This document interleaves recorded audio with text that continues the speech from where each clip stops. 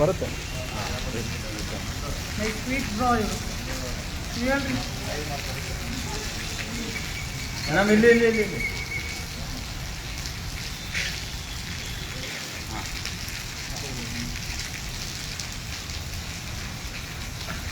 ಖಾರ ಕೆಟ್ಟಣ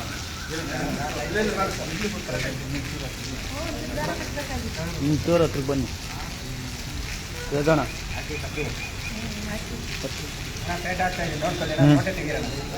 happy birthday to you. बरोबर आपले हे काय मिळते का मी म्हणते मी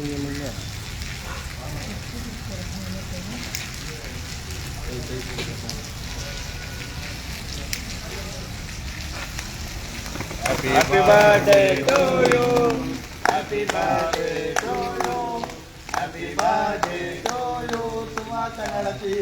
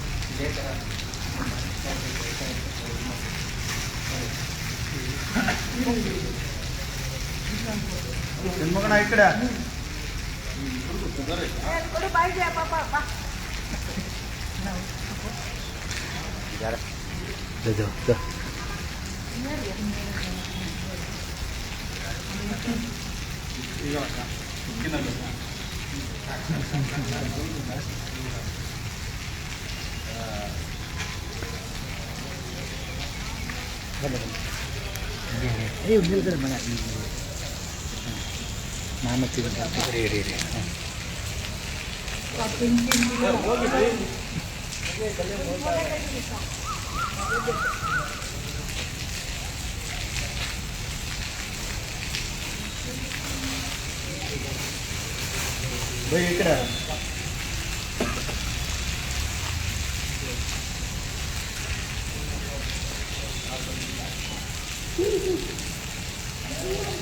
ಸ್ವಲ್ಪ ತಿನ್ಸೋಣ ನಾವು ಬೆಳಗ್ಗೆ ತಿನ್ಬಿಟ್ಟವ್ರೆ.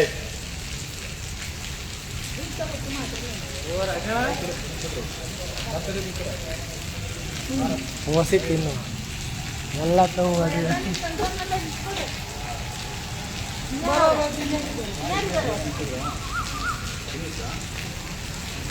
ಫೋಟೋ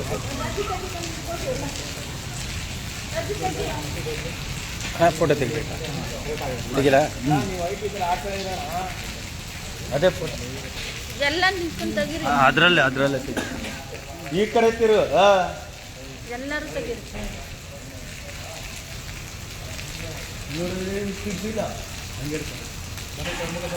ಹಾಂ ಬನ್ನಿ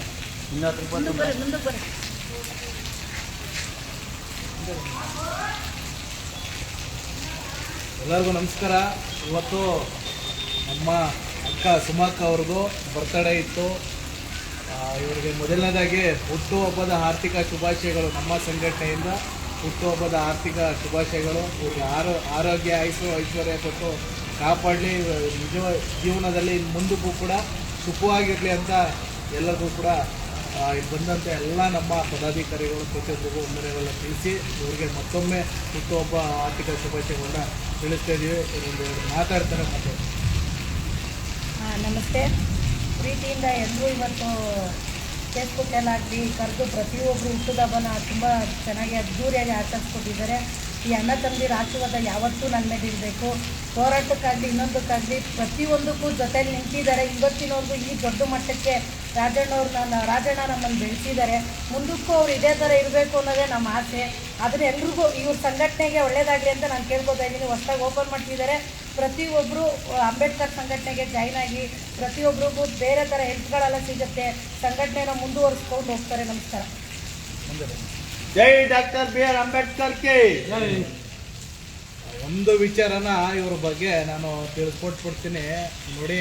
ಒಂದು ಸಂಘಟನೆಯಲ್ಲಿ ಇದ್ದೀವಿ ಅಂದರೆ ಒಬ್ಬ ಆಟೋ ಚಾಲಕ ಯಾವುದೇ ಸಮಸ್ಯೆದಲ್ಲಿ ಎಲ್ಲೇ ಇದ್ರೂ ಯಾವುದೇ ಒಂದು ಸಮಸ್ಯೆ ಒಳಗಾದ್ರೂ ಆ ಸ್ಥಳಕ್ಕೆ ಹೋಗಿ 24/7 ನೈಟ್ ಟು ಡೇ, ಬೆಳಿಗ್ಗೆ ಆಗಲಿ ರಾತ್ರಿ ಆಗಲಿ ಹೋಗಿ ಸ್ಪಂದನೆ ಕೊಟ್ಟು ಒಂದು ಸಂಘಟನೆಯಲ್ಲಿ ಒಂದು ದೊಡ್ಡ ಮಟ್ಟಕ್ಕೆ ಕೆಲಸ ಮಾಡಿದ್ದಾರೆ.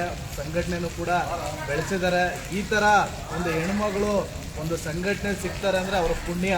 ಅದು ನಮಗೆ ಅವತ್ತಿನ ದಿನದಲ್ಲಿ ಇತ್ತು, ಇವತ್ತು ಕೂಡ ನಮ್ಮ ಜೊತೆಲೇ ಇದ್ದಾರೆ.